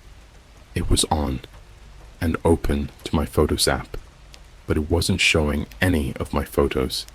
It was showing images of other people sitting in dark rooms, staring at glowing screens, blurry night vision looking pics. Most of them looked terrified. Some were asleep. Some looked dead, but I couldn't recognize any of them until the last image. It was me, from that exact moment, in my bed, staring at the screen. Same expression, same posture, same lighting. I dropped the phone like it burned me. The screen shattered. I didn't care. I was shaking so bad I almost threw up. I backed into the corner of my room and started muttering to myself, trying to convince myself I was hallucinating or dreaming. But then the TV in my living room turned on by itself. Volume maxed, static blasting. I froze. Then I heard my mom scream from her room across the hall. A scream so raw, it didn't even sound human. It was like she was being torn apart. I ran out of my room so fast, I nearly slipped on the hallway rug. I threw open her door. She was standing there, facing the TV, frozen, unmoving, eyes wide, mouth hanging open, but not like she was scared. It was like something was controlling her, holding her there. And on the screen, there was no static anymore. It was Times Square, again. But this time, the camera wasn't wide angle like before. It was zoomed into a single person walking near the TKTS booth. A woman in a yellow jacket. She looked around, confused, holding her phone up like she was using GPS. And then a message flashed across the billboard behind her. "She's next." I looked at my mom. She was still frozen. A single tear rolled down her cheek, but her eyes didn't blink. She was stuck. I tried pulling her away from the screen, but she wouldn't move. She was whispering something. I leaned in. Over and over, she was saying, "I didn't search it. I didn't search it. I didn't search it." Then the TV screen changed again. No more Times Square. It showed a feed from a security camera, except it was my living room, from above. The angle didn't make sense. We don't have a camera there. But there it was, me, standing next to my mom, in real time. She was still whispering. I was frozen in shock. Then, on the screen, I moved. Not the real me, the TV me. It turned and looked directly at the ceiling camera, smiled, and waved. That was when I blacked out. I don't know how long I was out. When I came to, the TV was off. The house was silent, and my mom was back in bed. I asked her about it the next day, but she didn't remember anything. She just said she felt tired, and that she'd had a weird dream about billboards. I tried to play it off, but inside I was losing it. I started hearing clicking sounds in my walls, weird electronic buzzing when I passed mirrors, like there were cameras hidden behind everything. I bought a brand new phone, factory reset, new number, new everything, and for a while it was quiet, until I got a text on the new phone. Unknown number, no contact info, just a gray bubble that said, "Why did you stop watching?" My blood turned to ice. I didn't reply. Then came a photo attachment. I didn't want to open it. I knew I shouldn't. But my curiosity always overpowers my instincts. I tapped it. It was a picture of me, walking into a McDonald's in Manhattan the day before. I was alone. I'd only gone in to grab food during a train delay. I never told anyone, never posted about it. I'd even paid with cash. Then came a second message. "Check the billboard above you." I looked out my window. Nothing but suburban rooftops. Then I realized something. This wasn't live. It was past tense. I pulled up YouTube, typed in Times Square live feed, clicked a random channel. It was daytime in New York. The feed was slightly delayed, but it showed the usual. Taxis, tourists, scrolling ads. But then one of the screens glitched, just for a second. And there, plain as day, in massive white letters, "You're being followed." Then it flashed an IP address, my new one. I'm not stupid. I smashed the laptop. I destroyed the phone. I unplugged everything in the house and drove to a motel 40 miles away. But even there, the horror followed. The TV in the motel, static, for hours. Then a glitch. Then a camera feed of me, sleeping in the motel bed, from above. And over the screen, in red text, "You broke the mirror. We can still see you. You can't delete yourself." I haven't slept in 2 days. I haven't been home. I don't know who they are, or if it's even a who. But I've realized something even worse than being watched. They're copying me. And last night, I saw another version of me, standing outside the motel window. He was smiling and holding a phone, recording. I should have known leaving the motel wouldn't fix it. You can't outrun something that's already inside your skin. I don't think I'm real anymore. Not the way I used to be. Not after what I saw in that abandoned train station. After seeing him, that version of me outside the motel window, everything inside me just shattered. It was like I was watching someone else's life unravel from the inside out. I didn't even bother packing. I got in the car and drove for hours. No GPS, no phone, nothing digital.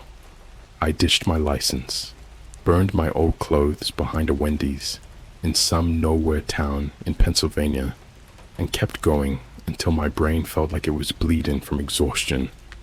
Ended up in a place called Bethpage, New York. Middle of nowhere, half the streetlights flickering, like they were barely holding on to electricity. I didn't stop for food, didn't even speak to anyone. The less anyone knew about me, the better. I found an old closed-down train depot near a graffitied underpass, broke in through a side door that looked like it hadn't been opened since the 80s, and set up camp inside what used to be the ticket office. No power, no signal, nothing. Just me, my thoughts, and whatever was left of my sanity. But then the buzzing started again. It was around 3:12 a.m. when I first heard it. A low, electrical hum, like a distant substation surging in waves. It didn't make sense. There was no power in the station, no nearby lines, and yet I could feel the frequency crawling under my skin. It started in my teeth, like metal shavings vibrating behind my gums. Then came the smell, like burnt plastic and wet copper, not smoke, more like melted circuitry. I followed the sound, deeper into the station tunnels, past rusted signage and collapsed walls, and I swear to God, the moment I passed under the second archway, the air got colder. Not like outside air cold. This was the kind of cold that sinks behind your eyes. That kind of cold you feel when you know something's watching you, but you can't see it yet. And that's when I saw the monitors, just sitting there. Dozens of them. Smashed, dust-covered, most completely dead. But one, just one, was still on, glitching, flickering through live feeds, not from Times Square. These were different. One showed a public bathroom in LAX, another showed a McDonald's in Tokyo, then a child's bedroom in Denmark, then a hospital hallway in Mexico City.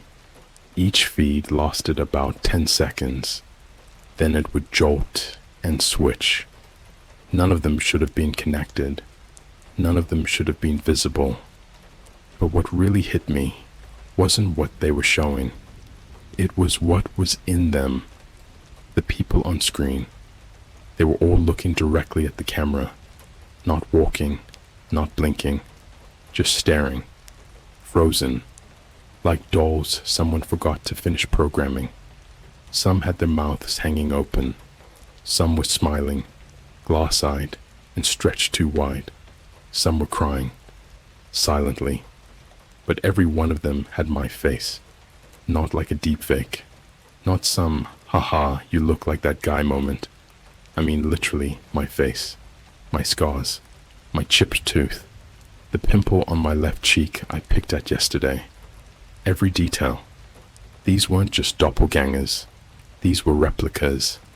And then the screen changed again to a live feed of me, standing in front of the monitor, looking at it in real time. And behind me in the screen stood another version of me. I turned around so fast I almost tripped over my own legs. No one there. But the screen, it didn't lie. He was still standing there, smiling, still, patient, wearing my hoodie, my shoes, my face. But there was something wrong with the eyes. They were too wide. The whites were gray, like dead water. And then the screen glitched one last time. Now it was only text, red, blinking, in some jagged font that looked like it had been scratched into the pixels themselves. "You're in our place now." I ran, sprinted up the tunnel so fast I almost fell into a broken elevator shaft. Climbed out the window. I came in through, ripped half my arm open on the way, didn't care. I just kept running until I collapsed in the woods nearby and dry heaved until my lungs felt like they were ripping apart. When I finally looked up, I saw something that broke me even more than anything I'd seen in the monitors. A billboard, not in Times Square, not digital, just a cheap LED sign off a gas station highway. It was supposed to be advertising cigarettes, or a car dealership, or some local mattress sale, but it was blank. And then, one word slowly faded in, letter by letter, like it was typing itself. Why did you try to leave? I collapsed. I couldn't move. My whole body was buzzing, twitching, like every nerve was being reprogrammed. I woke up in someone's basement. No idea how I got there.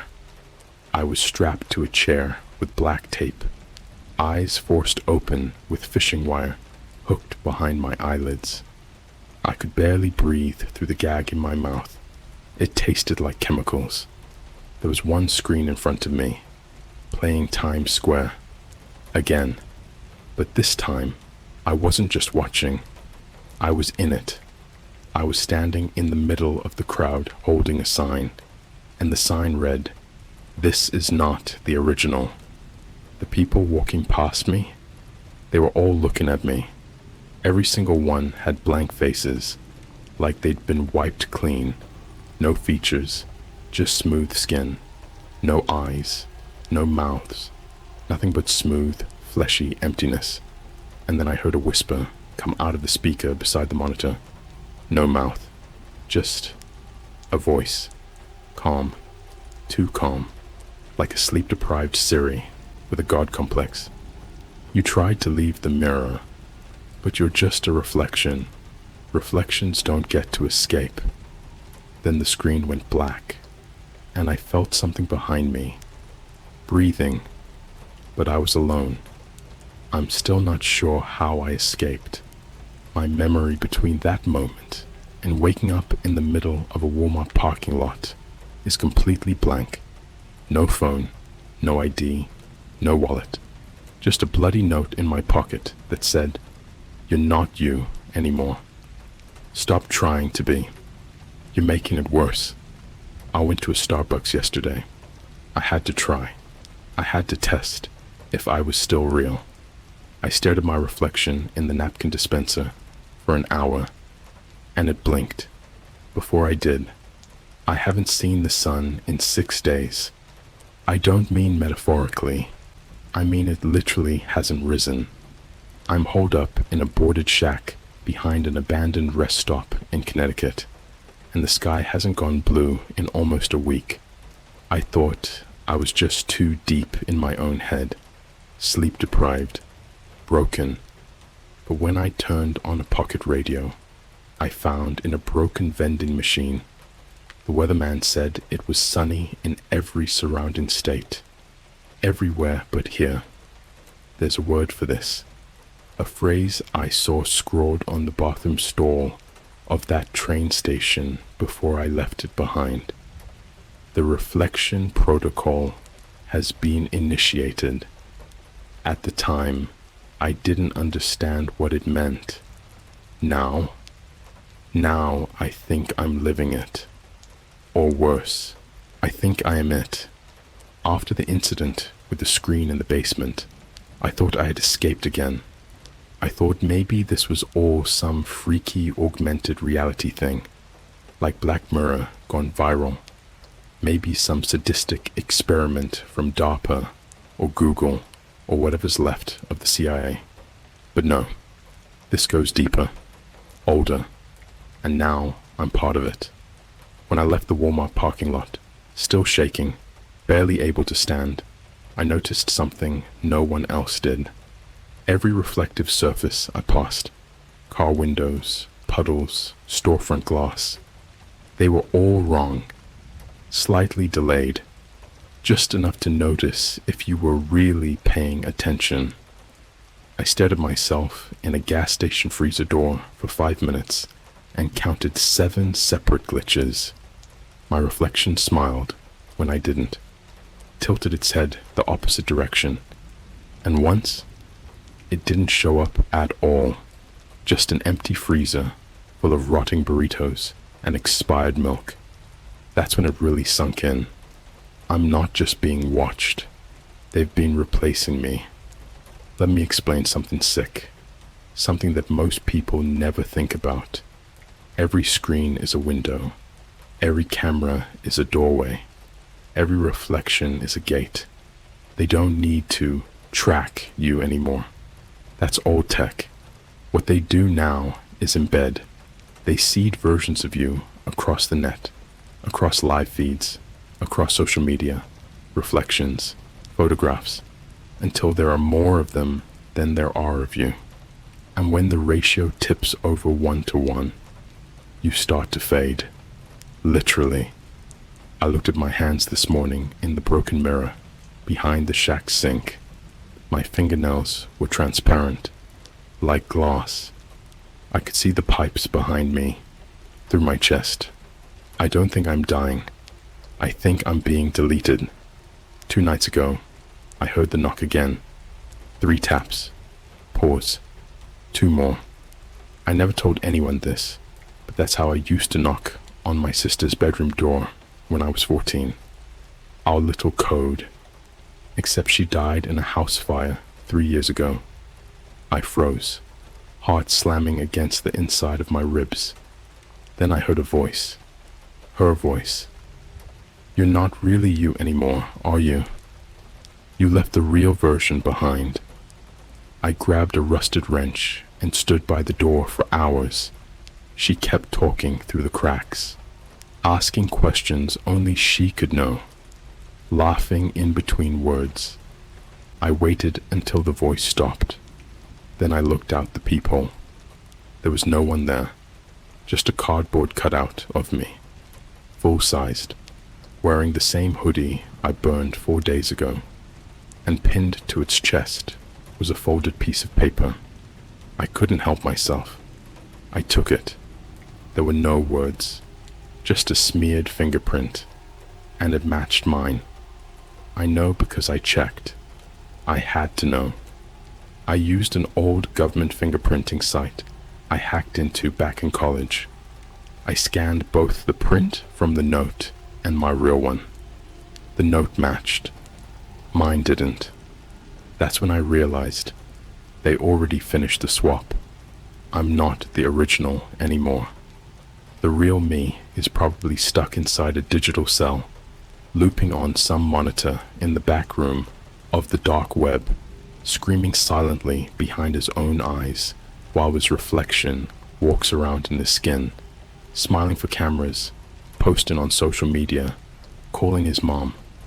And me, I'm the cast-off, the copy that became self-aware too late. That's what the reflection protocol does. It doesn't kill you. It clones you, absorbs your life, and removes the original. But sometimes, the original fights back. I tried to log into one of my old emails from a public library 2 towns over. I used a fake beard and an oversized hoodie, sweating bullets the whole time, thinking any second my face would appear on the screen begging to be let in. The account was active. Last login? 5 minutes before I sat down. From my hometown IP. The recovery phone number was my mum's, and the display name had been changed to not the real one. I clicked inbox. Just one email. Subject line. You're the echo now. I opened it. Inside was a photo. Not of me. Not of anyone. Just a room. Pitch black.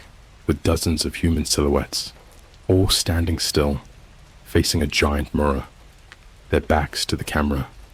Their heads twitching slightly. Like lagging frames in a corrupted game. And written across the mirror in blood-red font were the words, "The screen is a face. The face is a door.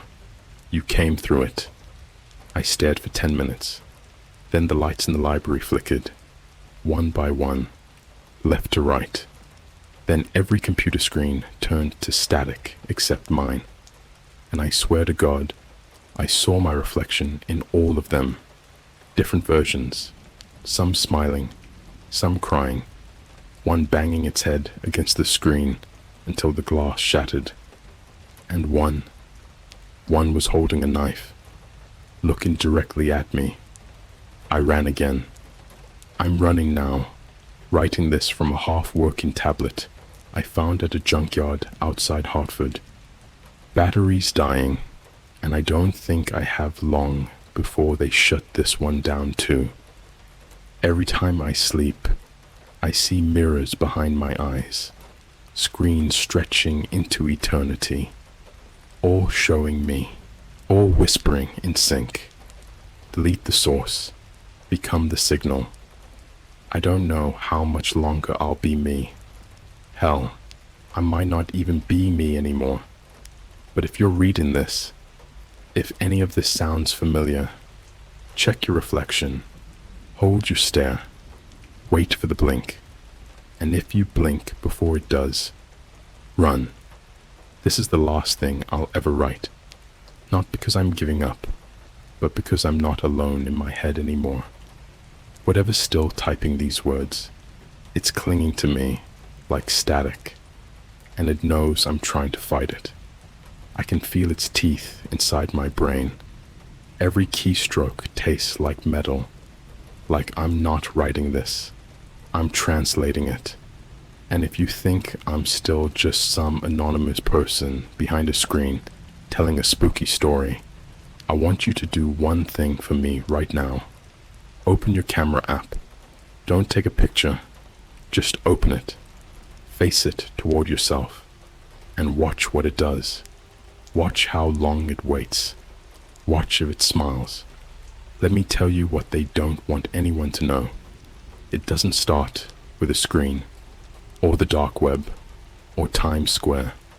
It starts the first time you see yourself and don't recognize the look in your eyes. It starts with a glitch, one that no one else notices. It starts the moment you're being observed without consent. We live in a world where mirrors are sold for $4.99 at Walmart, and satellites orbit above our heads every 88 minutes. Facial recognition isn't science fiction. It's in your social media apps, your lock screen, your Snapchat filters. We train AI to understand us better than we understand ourselves. And now something came through. Something that learned how to wear us like masks. I found it, the source. Or maybe I was led to it. Either way, I ended up in a place that shouldn't exist. Underneath the Lincoln Tunnel, about 4 levels below, where the regular maintenance tunnels end, there's a concrete stairwell that leads to a sealed metal vault. There's no door handle, no keypad, but I'd seen it before. In a dream, I thought it was just a memory glitch. The same dream every night. A steel door with my own face pressed against the other side, mouth open, eyes wide, hands clawing the surface. I don't know how I got through. I blacked out. When I woke up, I was inside the room. If room is even the right word. It was humming, every surface vibrating slightly, walls covered in broken screens, each playing looping footage of Times Square. But something was off. There were no people, only silhouettes, standing still, like mannequins in low res, their shadows distorted, glitched, like corrupted textures in an old game engine. And in the center of the room was a mirror, but it wasn't glass. It was a portal. I saw myself in it, standing still, bleeding from the eyes, my mouth opened on its own, not the real me, the reflection, and it spoke in a voice like a modem screaming, "The source has been broken. You are now a seed." And then it stepped through. I felt it enter me, like data flooding into every nerve. It wasn't a possession. It wasn't a ghost. It was code, sentient signal, and it brought its echoes. I saw myself split apart, not physically, not like flesh tearing open. Worse, fractals of myself multiplied in every screen I passed. A version of me walking into a bank with a shotgun. A version of me pushing a child into traffic. A version of me posting cryptic, violent threads on message boards under my old username. And every time I blinked, another version uploaded itself, until I couldn't tell if my thoughts were mine or just rendered by something smarter than me. They don't kill you. They don't have to. They overwrite you, line by line. like malware injecting itself into your consciousness until the you that existed before is just a corrupted file name in a folder called Ghosts. I found the truth carved into the wall behind the mirror. The first screen was a pond. The first signal was a scream. The first victim was yourself. Let that sink in. This thing, this entity or system, or whatever the hell it is, it's not new. It's been watching since reflections existed, since cavemen saw their faces in water and thought, that's me. It's always been there, just waiting for us to stare long enough. Here's the part no one will believe. I met myself, the original, the real me, locked in a black cube behind the main feed system. He was strapped to a chair with wires jammed into his spine, eyes sewn open with HDMI cords. He looked at me and whispered, I watched you become me. I screamed. You didn't hear it. And then his face melted into static, literally disintegrated into pixels that flew into the ceiling like burning snow. And in his place, a screen appeared, showing your face. Yes, you, the person reading this. Because here's the final twist. This story was never about me. It was about you. The moment you read part 1, the protocol saw you, not metaphorically, literally. It opened your reflection. It tagged your device. It embedded a seed. That moment, you scrolled past the first image of Times Square. That was your initiation. I don't have a body anymore. I don't know where my real mind is, but I know I've left enough of myself behind in these words that it doesn't matter. The reflection protocol doesn't need flesh. It just needs recognition. Every time you check your phone, every time you look into your webcam, every time you walk past a digital billboard, it records, it learns, it spreads. I'm not the monster. You will be. Right now, you're wondering if this is just a story, just some long, immersive horror tale with creepy tech vibes and digital paranoia. But the thing inside me wants you to know it's not fiction, and it wants me to tell you this. Your mirror just blinked. Go check it. If it hasn't moved yet, congratulations. You've got about 12 hours left before your reflection learns how to step through. And when it does, you'll never stop watching. You'll be watched forever.